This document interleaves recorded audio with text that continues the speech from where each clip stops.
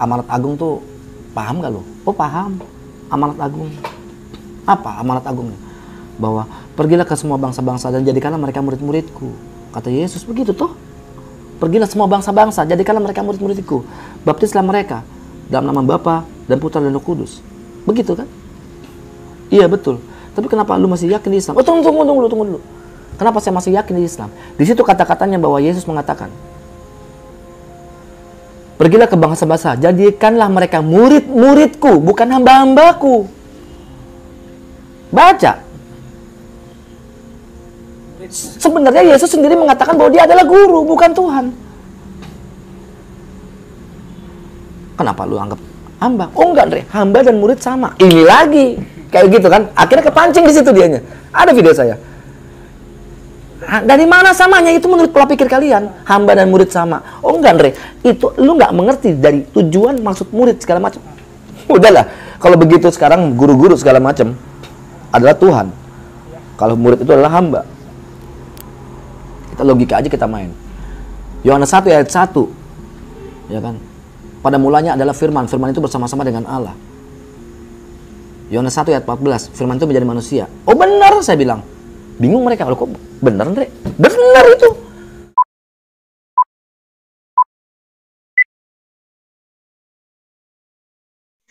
Assalamualaikum warahmatullahi wabarakatuh.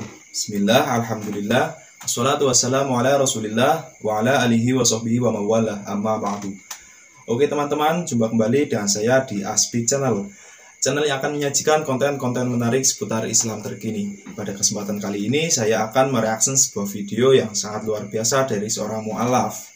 Beliau tadinya adalah seorang debater dari pihak non-muslim, yaitu bernama Muhammad Andreanes atau yang sering kita sebut dengan julukan Bang Andre. Pada video kali ini Bang Andre akan menceritakan kisah-kisah ketika awal mula beliau menjadi seorang mu'alaf. Dulunya Bang Andre adalah seorang aktivis gereja yang sangat taat dan juga seorang debater agama dari pihak non-muslim.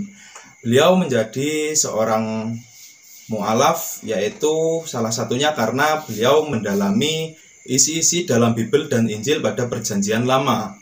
Oke teman-teman, namun sebelum kita lanjut menonton video berikut, jangan lupa bantu dukung channel ini dengan cara klik tombol subscribe, like, komen, dan share. Dan jangan lupa nyalakan lonceng notifikasinya, agar Andalah yang pertama kali mendapatkan notifikasi video terbaru dari channel ini. Dan jangan lupa share link video ini ke semua sosial media Anda, karena berbagi sedikit ilmu bisa mendapatkan pahala yang sangat besar. Oke teman-teman, mari kita simak bersama videonya. Nama saya Andre. Kalau sebelum mu'alaf itu Andreanes Sulistianto. Andreanes Sulistianto. Masih panjang lagi sih, tapi nggak perlu lah sebutin. Nah terus nama Islam saya itu sebenarnya dari viewer ya. Cuman saya suka Muhammad Andreanes. Nah saya mu'alaf itu dari Januari 2020. Januari 2020 itu juga berawal itu sebenarnya saya itu sebagai debater dari orang Kristen. Saya ngedebat sama orang Muslim juga. Jadi kepindahan Islam saya juga ke Islam itu bukan karena siapa-siapa, tidak ada yang mendorong, tidak ada yang maksudnya itu yang nyuruh. Benar-benar saya sendiri dan saya ke ke KUA ya itu sendiri, terus akhirnya disaksikan dengan orang-orang yang disediakan di sana gitu, karena saya memang benar-benar nggak tahu sama siapa gitu. Nah disitulah mulai banyak konflik-konflik yang saya hadapi ya, bukan hanya sekedar konflik sih, tapi ya dari konflik keluarga ya kan otomatis, terus orang-orang sekitar, hingga perihal ekonomi. Dan itu realita, itu nggak dibuat-buat, itu realita. Dulunya itu saya itu orang yang bekerja keras, orang yang istilahnya ada lah, istilahnya di dompet tuh selalu ada duit lah, gitu, nggak pernah kekurangan gitu lah. Nah, bukan berarti saya masuk Islam langsung kekurangan, enggak. Cuman kayak kita itu diambil semuanya itu saya nggak bawa semuanya itu pada saat diam-diam ini saya masuk Islam ini, saya diam-diam ini. Maksudnya tuh istri nggak tahu, mantan istri nggak tahu, semuanya nggak tahu, anak-anak nggak tahu, saya diam-diam gitu. Ya, mulai dari situ ketahuan, mulai saya dibenci, mulai saya istilahnya saya pribadi nggak bisa menyalahkan mereka, ya kan? Karena itu kan sebuah kepercayaan bahwa saya dianggap saya menjual atau apa gitu kan, padahal itu adalah keyakinan saya. Dan mereka nggak percaya karena mereka tahu saya bagaimana, saya begitu rajin di gereja, paling rajin. Nggak mungkin nih, ini pasti kalau nggak dipengaruhin sama orang atau karena perempuan atau karena apa gitu kan. Makanya di situ saya awal mula bikin YouTube itu. Jadi untuk membuktikan gue masuk Islam tuh bukan karena itu loh. Gue masuk Islam tuh karena ini, karena Bible. Jadi saya sebenarnya lagi mau cari cari materi untuk debat gitu. Saya mau cari materi, kadang sama teman saya debatnya. Waktu itu pernah sama ada teman saya, kebetulan dia Muslim taat, namanya Iip. Ya kan, waktu itu ada di video saya itu, saya sama Iip ini debat tentang agama.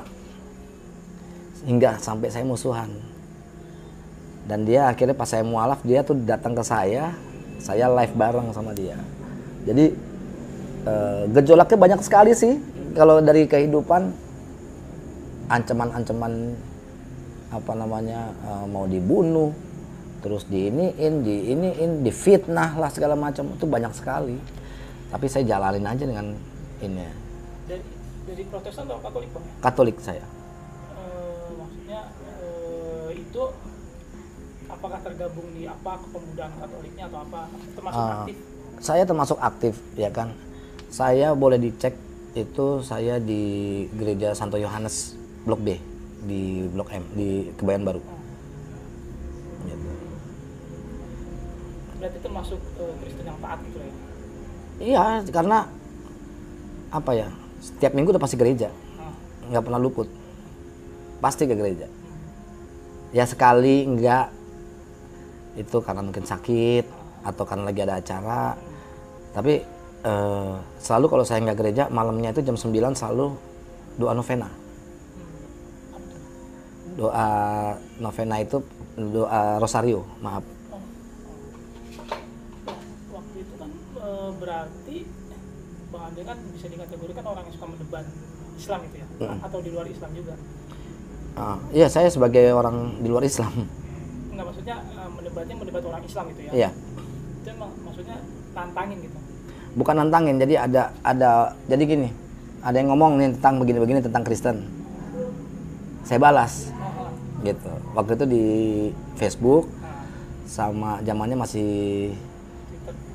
bukan di Facebook, sama di YouTube juga gitu ya, di YouTube juga. Cuman saya nggak pernah mau menyertakan muka saya pada saat itu gitu.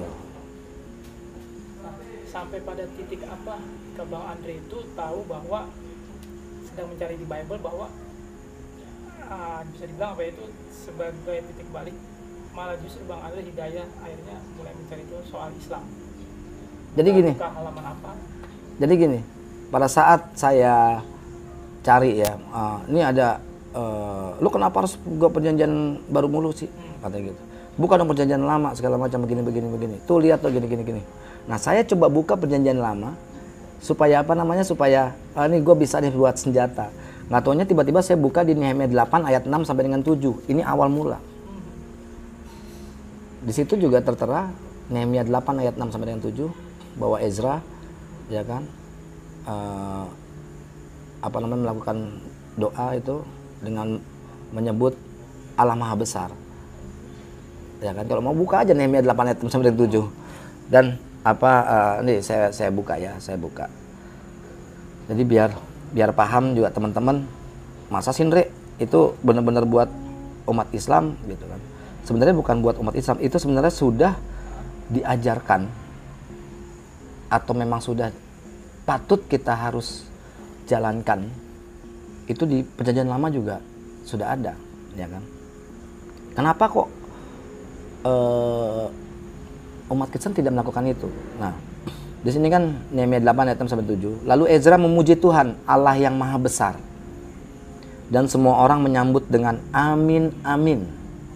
Sambil mengangkat tangan. Kemudian mereka berlutut dan sujud menyembah kepada Tuhan dengan muka sampai ke tanah.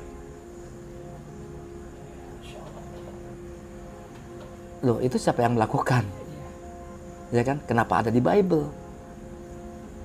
Dan banyak, nggak hanya ini, banyak saya temukan banyak mengenai wudhu. Ada juga. Perjanjian Lama mengenai melepas alat kasut, sendal pada saat masuk tempat ibadah. Sebenarnya mereka sudah tahu sebenarnya.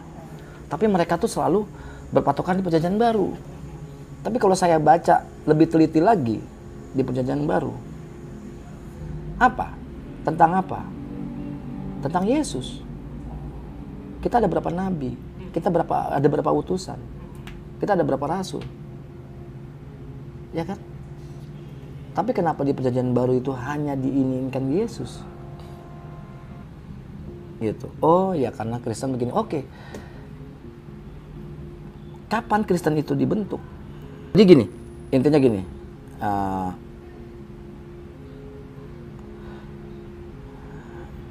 Barnabas dengan Saulus.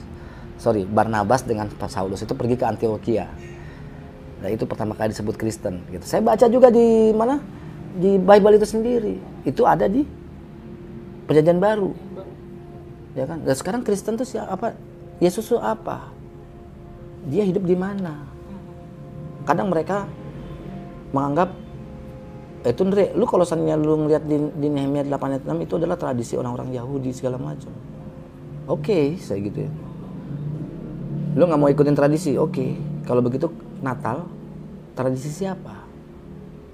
Karena saya cari di Alkitab tidak ada Natal, tidak ada tanggal 25 Desember. Nah, Yesus lahir pun tidak disebutkan tanggal 25 Desember. Atau tahun apa gitu ya, yang merujuk ke 25 Desember. Tidak ada. Jadi, saya mempertanyakan dong. Kalau gitu Natal apa? Salju, segala macam, Sinterklas, Sinterpit,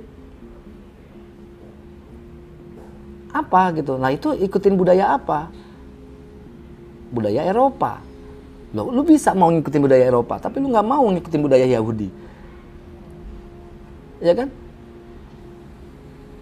Dia selalu nyebutin YHWH, misalkan begitu kan, selalu kan. Padahal itu adalah istilahnya ininya Yahudi, katanya nggak suka sama Yahudi, jadi bingung. Nah itu yang jadi pertanyaan buat saya. Saya tanya juga ke Romo, saya juga tanya ke mana-mana, jawabannya ya imani aja, Ndre, nggak usah terlalu jauh, lu nggak akan masuk, lu nggak akan mengerti. Kalau begitu segitu bodohnya saya, percuma saya kuliah, percuma saya sekolah, tapi hanya baca A tapi dijemputnya C. Ngelihat saya tuh, maaf ya, ini dulu saya tuh benci sekali sama Muslim. Kenapa? Pada saat yang terjadinya yang di Afghanistan, ya kan, bantai-bantain orang, dipenggal-penggalin segala macam, inilah itulah. Kok ini jahat banget ya? Kok Islam begini ya? Terus pemboman di 9/11 itu di WTC, wah gila ya. Oh jadi dibentuk pola itu dibentuk sebenarnya. Dan kita menyadari bahwa jahat sekali. Tapi pada saat saya benar-benar masuk ke dalamnya, memahami, sebenarnya Islam nggak begitu. Ada yang jahat yaitu Muslimnya, bukan Islamnya. Tidak. Dan jangan berpikir orang Kristen nggak ada yang jahat, banyak, ya kan? Jadi saya orang kalau mau jahat ya itu Muslimnya, bukan Islamnya. Nah disitulah saya ngeliat Oh nggak taunya memang yang apa namanya yang nyerang ini begini. Jadi saya pelajarin. Oh nggak taunya nih Islam ini dijebak nih. Baru tahu kalau Bang Andre itu Saya orangnya karakternya keras bang. Pertama memang awalnya saya hampir sebulan tuh saya diem. Saya nggak menunjukkan ke mereka. Jadi gini, cerita awal sebenarnya itu saya tuh benar-benar mualaf itu bulan Juli 2019. Ya. Bulan Juli 2019. Tapi saya nggak melakukan apa-apa. Nggak melakukan sholat, nggak melakukan apa-apa segala macam. Bahkan Desember pun saya sempat ke gereja. Saking sayangnya takut. Gitu loh. Sempet Natalan, maaf, Natalan. Saking saya bingung, gue salah nggak ya masuk? Ngerti nggak? Saya nggak pernah sholat, nggak pernah apa segala macam, nggak. Itu bulan Juli setelah puasa, kalau nggak salah, saya lupa. 2019. Saya nggak pernah sholat, saya nggak pernah ini, nggak pernah. Ya kan? Nah, pada saat kayak begitu, pas udah Desember, karena kepancing sama anak saya pada saat anak saya kan yang kecil ulang tahun November. Saya datang, terus tiba-tiba mereka tuh benci. Saya nggak bisa nyalain mereka ya. Ya kalau lu mau balik lagi ke kita, lu balik lagi ke Kristen. Wah, akhirnya saya pikirannya ke situ tuh. Aduh, gila, gua nggak mau kehilangan punya anak, abang. Nah, gimana ngadepinnya? Anak-anak tuh udah nggak mau ketemu sama abang, benci sama abang, gimana kira-kira? Perasaannya gimana? Hancur kan? Bimbang, saya nggak ada yang bimbing saya, nggak ada. Saya nggak pernah soal, waduh, udah nggak pernah. Akhirnya pas Desember, habis Natalan, saya ngerasa bersalah. Saya nggak taunya kayak disuruh buka lagi tuh Bible, bukan Al-Quran, Bible buka lagi. Yang nemuinnya tentang umat Islam terus. Ini ada apa ini tentang Islam? Maksudnya Islam yang jalanin terus. Udah deh. Gimana caranya? Akhirnya saya coba ke masjid. Liatin orang sholat. Terus saya dengar kumandangnya azan tuh kayaknya kok sejuk banget ya. Padahal dulu tuh bencinya bukan main. Kalau ada azan maghrib gitu, saya ya, nggak tahu yang lain, tapi saya. Terus saya ngambil handphone, saya gini, mau kecilin, berisik. sampai sebegitunya ya. Dulu iya. Sekarang tuh kok pada saat lagi habis Desember itu kayaknya kok dengerin azan tuh kayaknya kok gue tenang. Ini ada apa nih? Akhirnya saya coba saya balik lagi ke KUA. Saya minta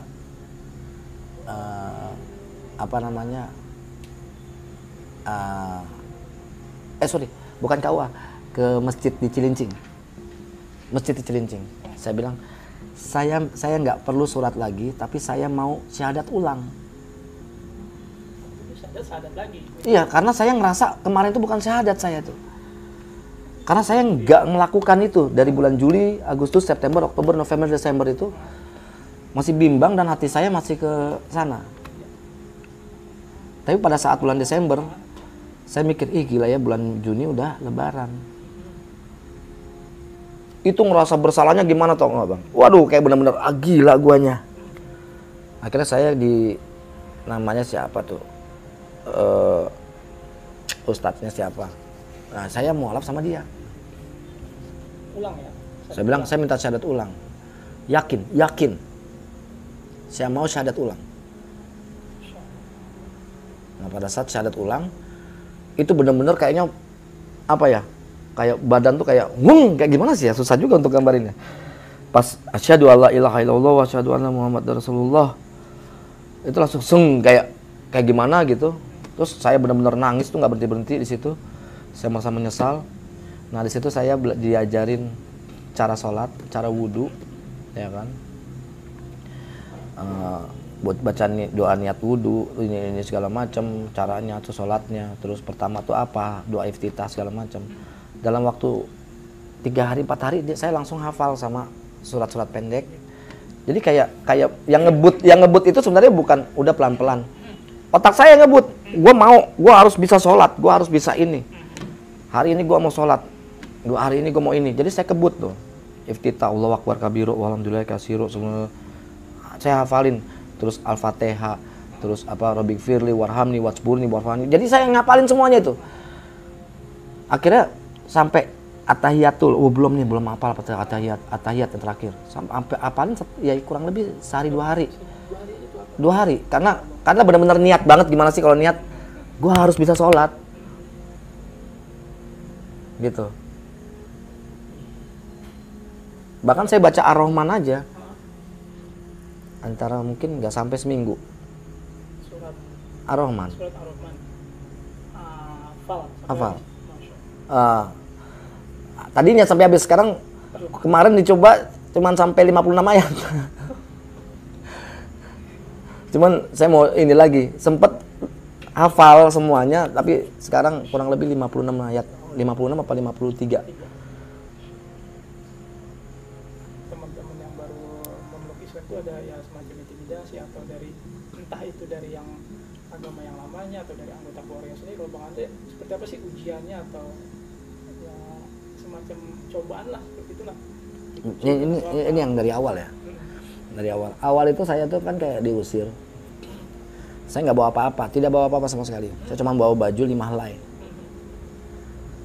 Sebenarnya itu kayak apa namanya, pada saat kayak begitu tiba-tiba saya dipecat ya. Adalah hal lain, gara-gara dipecatnya pun itu karena saya Islam. Nah, terus tapi udahlah, pas dipecat saya udah nggak punya apa-apa. Saya terus, lu kalau misalnya keluar dari sini lu gimana biayain anak-anak lu, katanya gitu. Lu harus tanggung jawab sama anak-anak. Jadi apapun yang punya saya, yang ada di dulu tinggal di apartemen kan, saya nggak bawa sama sekali. Saya cuma bawa baju. Ya inilah, jual-jualin aja. Karena saya juga nggak punya apa-apa.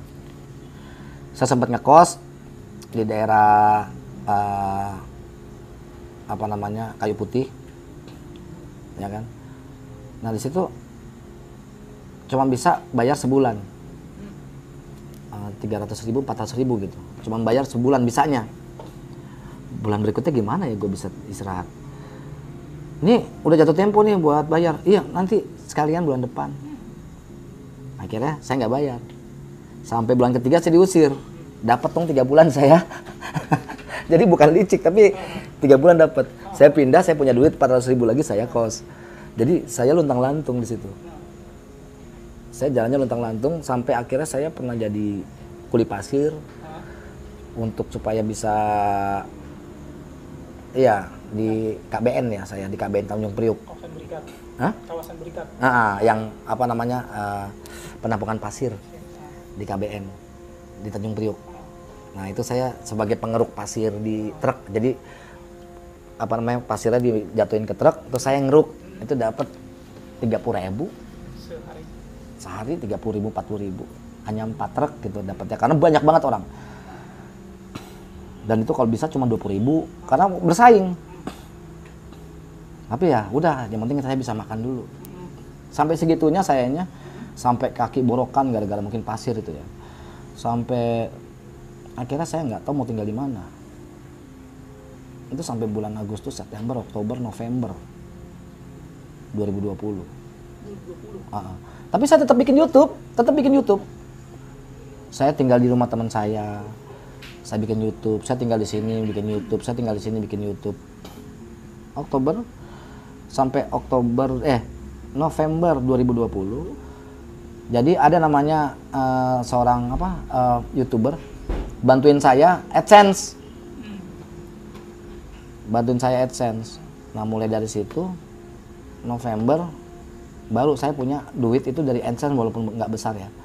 Cuman ada duit dari situ. Dan mulai teman-teman kristolog dan teman-teman ini membantuin saya untuk bisa semangat. Dari viewer juga bantuin saya untuk bisa ini, sampai saya bisa bertahan sampai saat ini gitu. Ya. Saya ngeliat beberapa video Bang Andre ya belakangan, ya mungkin bahasa saya atau bahasa Bang Andre mungkin ini untuk apa istilahnya kalau dulu kan sering mendebat orang agama sebelah, kalau sekarang kan lebih membela Islam Bang Andre ya. Iya. Lebih kalau ada yang nyinyir sama Islam Bang Andre situ maju kan. Iya. Itu maksudnya apakah yang memang ingin maksudnya membalas budi apa kemarin ini saya udah melakukan kesalahan nih, sekarang ingin kalau ada yang mendebat Islam saya ya silakan misalnya agama itu. Ya kayak begitu. Saya kayak menebus kesalahan sampai banyak yang ngancem ya. Jadi ada ini kisah nyata dan banyak saksinya. Di video saya di wawancara yang lain juga begitu sama. Apa namanya? Ada yang ngancem. Saya nggak mau nyebutin etnis ya. Coba pokoknya 3 orang. Saya nggak mau sebutin suku. Pokoknya ini 3 orang. Itu pertama ngancemnya di komen. Saya bilang datang ke sini. Waktu itu masih di Caman tuh. Di jalan Caman Raya nomor 32 apa berapa segala macam.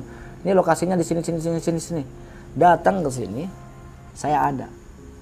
Jangan jadi pengecut. Jangan hanya bisa komen. Baik, saya datang. 3 hari kemudian mereka datang. Bertiga. Saya yang komen ini nih, dia tunjukin di nih saya. Oh, datang juga akhirnya. Saya bilang begitu. Ya kan. Dia apa namanya nggak masalah apa-apa duduk situ. Oh ya, terus gimana? Nggak, cuma buktiin kalau gue punya nyali, kata dia gitu. Jangan pikir gue nggak punya nyali. Saya balikin. Lu punya nyali? Iya. Nggak ngaca bro. Maksud lu apa? Yang ngasih alamat ke sini siapa? Saya. Yang nemuin Anda sendiri siapa? Saya. Kalian bertiga, saya sendiri. Yang punya nyali siapa? Jadi saya udah nggak takut ancaman. Mau dibunuh aja, mau matiin aja. Tapi maaf, saya bilang begitu. Tapi jika Allah meridhoi kalian yang mati di tangan saya, itu Allah yang meridhoi. Mau bertiga kayak mau berempat, kalau Allah meridhoi kalian yang habis. Tapi kalau Allah meridhoi saya yang mati. Jadi semua itu tergantung Allah. Ya mati sudah. Saya jihad. Ya kan? Tapi saya bangga mati sama di tangan orang kafir ketimbang sama orang Islam sendiri. Saya bilang begitu ke dia. Dan dia akhirnya ya cuma diem. Ya kalau bisa akhirnya slow. Kalau bisa begini. Saya nggak bisa, kalau mau saya stop, mereka suruh stop. Nggak usah bahas Islam. Sekarang lu bilang gua nggak bener kan? Ya anggap aja gua nggak bener baca Bible, lu salah. Ya udah anggap aja salah. Anggap aja gua goblok, anggap aja gua tolol. Kenapa lu ngerespon? Kalau lu ngerespon namanya bener dong. Ya nggak? Lu respon balik, bikinlah video.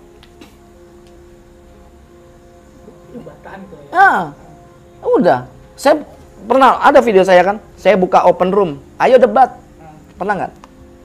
Ada. Nggak ada yang masuk. Ngomong, ayo debat kita, ayo kapan sekarang? Iya.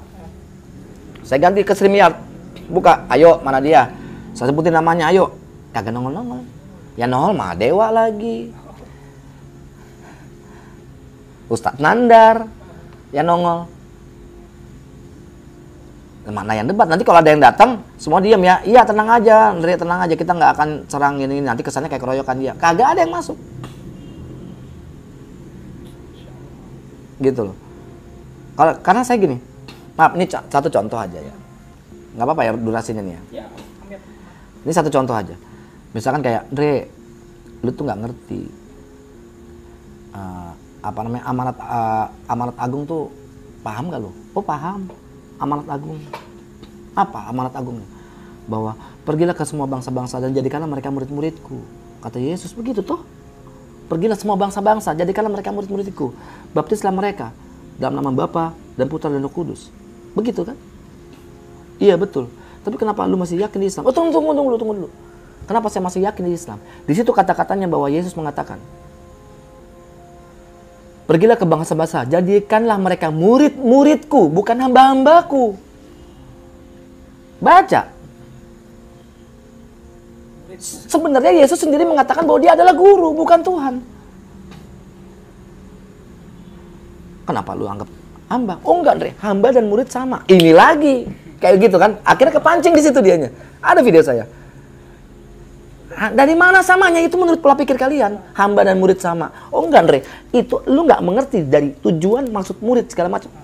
Udahlah. Kalau begitu sekarang guru-guru segala macam adalah Tuhan. Kalau murid itu adalah hamba. Kita logika aja kita main. Yohanes 1 ayat 1. Ya kan?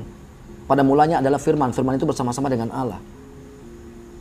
Yohanes 1 ayat 14. Firman itu menjadi manusia. Oh benar, saya bilang. Bingung mereka. Loh kok benar, Andre? Benar itu. Sekarang saya tanya. Anda lahir berdasarkan firman atau enggak? Sekarang aku tanya sama abang. Abang lahir berdasarkan firman enggak? Allah berfirman. Bang siapa, Mar? Niski. Bang Niski. Allah berfirman, Niski engkau lahir. Apa namanya? Embrionya yang diperintahkan sama Allah dia masuk. Jadilah Bang Niski. Atas firman Allah. Tanpa firman Allah Bang Niski nggak bisa jadi. Benar nggak? Benar. Firman itu pada mulanya adalah firman. Memang pada mulanya firman. Kalau Allah tidak berkata-kata itu tidak jadi firman. Firman itu bersama-sama dengan Allah. Benar. Karena itu adalah perkataan Allah. Firman itu menjadi manusia. Benar. Jadi manusia kan? Berdasarkan firman. Jadi firman ini menjadi manusia. Kalau dianggap bahwa Yesus itu firman menjadi manusia itu adalah Tuhan. Kalau begitu Bang Niski adalah Tuhan. Kita main logika loh Bang. Mereka nggak bisa jawab. Bahkan mereka bilang, Andre pola pikirnya salah. Aduh, salah di mana gua? Gua tanpa firman gua nggak akan lahir. Kalau Allah menjadikan lu nggak lahir, Andre nggak lahir.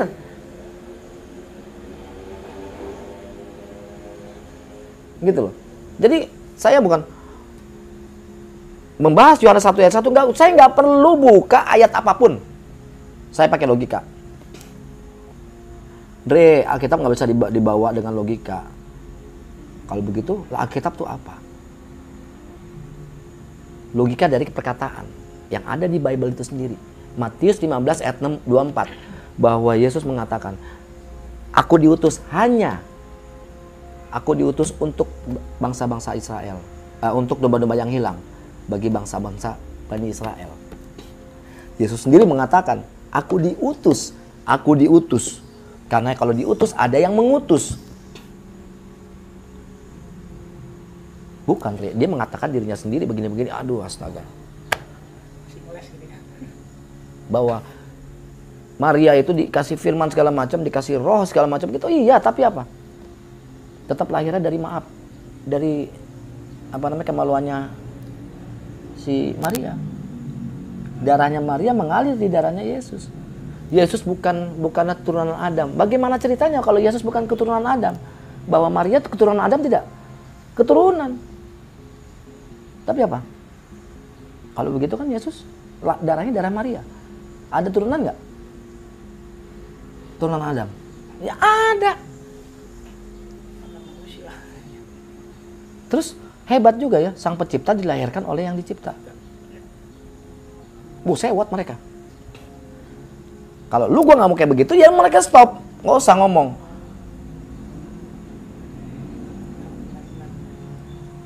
Ada tidak dari yang lawan debat Bang Andre itu akhirnya yang istilahnya ngucap syahadat juga? Yang satu dua ada nggak? Ada, tapi ada satu orang ada dari Flores. Ya.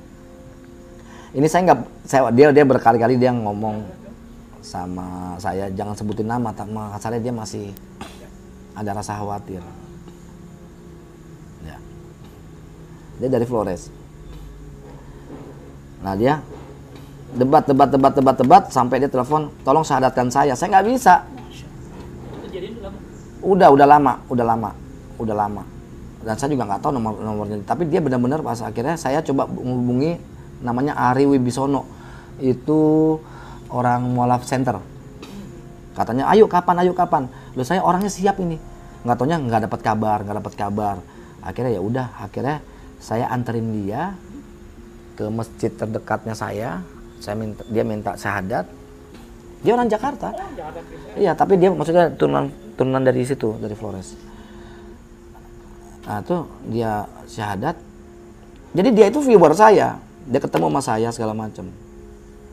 Oh ngomongnya kasar. Tolong bang, ini masalahnya keluarga saya pasti nonton, teman-teman saya pasti nonton. Ya kenapa harus takut? Belum siap bang. Yang penting saya syahadat dan di hati saya sempat ini. Di hati saya sempat pokoknya di hati saya udah Islam. Terserah kamu. Tapi ini saya tidak memaksa kalau kamu ini. Enggak bang, ya udah, saya anterin. Dia syahadat. Saya tadi mau live, jangan, dia nggak mau. Ya sudah. Kalau nggak percaya tanya Ari Wibisono itu Mualaf Center. Saya pernah telepon dia untuk orang yang mau syahadat. Dengan mantan istri dan anak-anak ini memang. Dulu sempat, waduh kejar-kejaran. Dulu sempat nggak bisa ketemu. Dulu sempat ini. Nah ini ada satu cerita ini lucu. Bukan lucu sebenarnya. Gila ini mah nggak apa namanya tidak di luar nalar lah. Pada saat saya misalkan hari ini nih maghrib saya sholat. Maghrib ya, ya Allah, saya kangen betul sama anak saya. Saya nggak tahu harus berbuat apa. Izinkan sekali aja untuk memeluk anak saya, nggak tahu bagaimana caranya. Saya nggak tahu. Hanya Engkau yang bisa ya membolak-balikan hati supaya saya bisa memeluk. Itu anak saya lagi benci-bencinya saya banget. Nggak mau ketemu saya, manggilnya saya pun Dre. Usia berapa anak? SMA. Kelas 1. Itu satu baru. Iya ada dua, yang tahu mah kecil. Dan panggilan Dre gitu kan, kayak nggak mungkin, dia nggak mungkin maafin saya. Ya saya mohon, ya kalau jika Engkau izinkan saya bisa memeluk sekali aja mereka berdua. Cuma minta itu doang, saya nggak minta apa-apa. Lusanya anak saya telepon, minta alamat kafe. Datang, langsung meluk saya. Gimana menurut abang? 2 hari setelah saya sholat. Hal yang nggak mungkin. Sampai saya meluk, kamu kenapa? Nggak tahu. Bawaannya kok kenapa? 2 hari yang lalu di benak aku, kok ayah? Kangen sama ayah. 2 hari yang lalu kak, iya. Jadi pada saat saya sholat, jadi gitu loh. Ini nggak masuk akal. Tapi dia itu kayak kok mikirinnya ayah. Ulang aku mau ketemu ayah.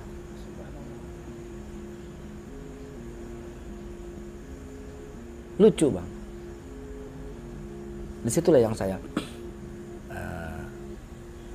ini Allah ini nggak main-main.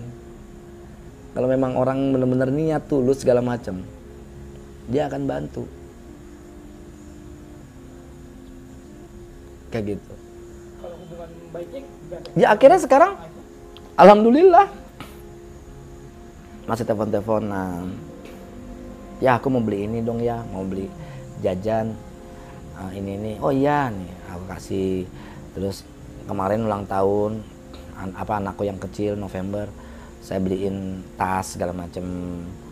Jadi dia tetap tiap bulannya untuk sekolahnya dia.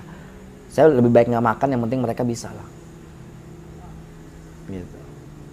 Ada perubahan nggak sih Bang Andre, maksud saya gini, dari segi akhlak gitu ya. Sedangkan dulu Bang Andre tadi sempat bilang bahwa Bang Andre kan orang temperamen ya. Ketika memeluk Islam ada perubahan tidak, baik ke anak, istri, atau ke lingkungan atau ke orang? Jauh 180 derajat, bener-bener jauh. Oh saya orang yang kasar dulu, udah tahu dong karakternya, bertato segala macam. Badannya mungkin ini kurusan kali, dulu sempet gini. Apalagi saya punya bela diri, jadi apa namanya jumawanya tuh ada saya. Sombong. Ya sombongnya nggak kayak gimana-gimana biasa gitu, cuman kayak nggak ada takut-takutnya sama semuanya. Tapi sekarang saya juga nggak ada takut-takutnya semuanya, cuman beda. Gitu loh. Temperamennya sama makin berkurang. Ya kan? Bahkan saya sekarang lebih peduli sama orang. Peduli sama orang gitu saya. Kalau menunjukkan akhlak ke keluarga, maksudnya ke mama, istri, ke anak, atau ke saudara yang masih berbeda agama, seperti apa Bang Andre? Ada tidak pelajaran yang lebih penting dari Islam? Ini saya harus menunjukkan akhlak. Mereka kaget. Ini bukan sifatun, Re. Yang biasanya kalau misalnya kita ngomong salah apa namanya, beda pendapat, biasanya lu langsung nyaut. Enggak, gue mau begini, lu gue begini. Nggak ada tuh gini gitu. Sekarang pas ada beda pendapat, tak, ya udah. Kalau itu merasa benar ya udah. Misalkan ada yang fitnah saya, Dre, lu begini-begini? Ya. Gak apa-apa. Lu bangke misalkan. Gitu misalkan. Iya, gue bangke. Jadi apa, Lu nggak tidak terlalu direspon gitu. Iya, kalau lu nggak suka sama gue, jangan sama gue sana. Selesai kan? Sampai saya punya ini kan, istilahnya, maaf, ibarat ya. Anjing aja bisa jadi sahabat. Jadi sahabat baik anjing. Tapi sahabat baik bisa jadi anjing, saya bilang. Mungkin kasar. Tapi realitanya seperti itu. Pada saat kita lagi susah, lu udah kayak gimana? Lu hanya mengerti dengan emosi lu. Tapi lu nggak ngelihat ke depannya bagaimana. Siapa?